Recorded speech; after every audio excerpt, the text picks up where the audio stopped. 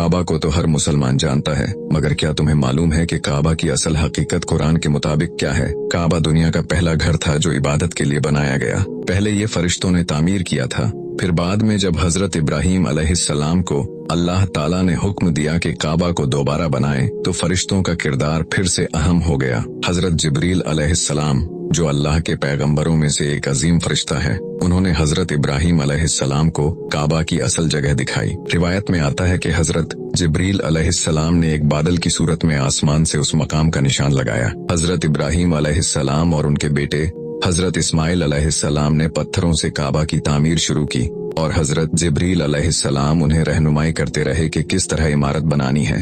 हजर अस्वद, जो जन्नत से आया था, फरिश्तों के जरिए ही काबा तक पहुंचाया गया। हजरत जिब्रील अलैहिस्सलाम ने ये पत्थर हजरत इब्राहीम अलैहिस्सलाम के हाथों में दिया ताकि वो इसे काबा के कोने में लगा दें। जब इमारत ऊंची होती